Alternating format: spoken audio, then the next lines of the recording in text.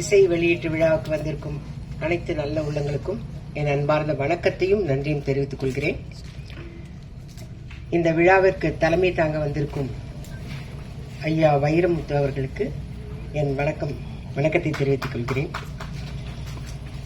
அவரே நிறைய national awards எல்லாம் வாங்கியிருக்காரு. அவர் இந்த ஃபங்க்ஷனுக்கு வந்திருக்காருன்னா கண்டிப்பா இந்த படத்துக்கு நிறைய அவார்ட்ஸ் வரப்போகுதுன்னு. அதே மாதிரி பனையோட பயனை பத்தி சார் நிறைய சொன்னாரு. நிறைய சொல்லும் போது அதையே உன்னிப்பா கவனிச்சிட்டு இருந்தேன். ஆனா திடீர்னு 1000 படங்கள்ட்டாரு. அவர் வாய் முகூர்த்தம் அப்படியே பலிக்கிட்டோம். 1000 படங்கள் நடிக்கலாம். என்ன மூர்த்தி சார்? ஓகே. இங்க வந்திருக்கிறவங்க எல்லாருமே எனக்கு நிறைய தெரிஞ்சவங்க, கொஞ்சம் தெரியாதவங்க. பனையை பத்தி நான் சொல்றதை விட ப்ரொடியூசர் சப்ஜெக்ட் எழுதி முதலே வரவேற்பு உரை சொல்லும் போதே சொல்லிட்டாரு. அடுத்து ஐயா ஸ்பீச் கொடுக்கும் போது அவரோட ஸ்பீச்சை நான் கேட்கணுங்கிறதுக்காக ரொம்ப ஆவலா இருக்கிறேன். கேமராமேனோட ஒர்க் ரொம்ப அழகா இருந்தது. ஏன்னா ட்ரெய்லர்ல பார்க்கும் போதே அந்த பனைமரங்கள்லாம் இவ்வளோ இருந்ததா. நான் நடிச்ச பனைமரத்துல அந்த நிழல் தான்.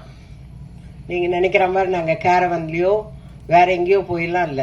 அந்த பனம் மரத்தோட ஓலை இருக்கு இல்லையா, அது அடியில தான் நின்று இருக்கணும். ரொம்ப சூடான இடத்துல ரொம்ப கஷ்டப்பட்டு நடிச்சோம். அது ஹீரோயின் பாப்பா அழகா இருக்குல்ல, நம்ம ஹீரோயின் ரொம்ப அழகா இருக்கிறா. அந்த பாப்பா சொல்லல, ஹீரோ சொல்ல மாட்டாரு. ஏன்னா அவங்க அப்பா தான் பார்ட்னர் இதுல, அதனால அவர் சொல்ல மாட்டாரு. ஆனா நான் சொல்லியே ஆகணும் இல்ல. ரொம்ப ரொம்ப கஷ்டப்பட்டு நடிச்சோம். வெயில், தண்ணி தாகம், ரொம்ப சிரமத்துல நடிச்சோம். எங்களுடைய சிரமத்தெல்லாம் மேல இருக்கிற பிரபஞ்சம் ஏத்துக்குச்சுன்னா இந்த படத்துக்கு நிறைய அவார்ட்ஸ் வரணும். ரொம்ப சிரமப்பட, அதாவது அங்க வேலை செய்யறவங்களுடைய கஷ்டங்கள் என்னங்கறத நாங்க அங்க போய் வேலை செய்யும் போது தெரிஞ்சுக்கிட்டோம். அதுக்காக தான் அவர் சொன்னார், ஊடகங்கள்லாம் வந்திருக்கீங்க, நீங்க ப்ரொமோட் பண்ணாதான். நீங்க எப்படி ஆர்டிஸ்ட் எல்லாம் ப்ரொமோட் பண்றீங்களோ, யூடியூப்ல ப்ரொமோட் பண்றீங்க, உங்க சேனல்ல எல்லாம் ப்ரமோட் பண்றீங்கல்ல, அந்த மாதிரி இந்த படத்தை நீங்க ப்ரமோட் பண்ணீங்கன்னா நிச்சயமா அங்க இருக்கிற மக்கள் மட்டும் இல்ல, அவங்க நமக்கு செஞ்சு கொடுக்கறது எல்லாமே நமக்கும் பயனுள்ளதாக வரும்.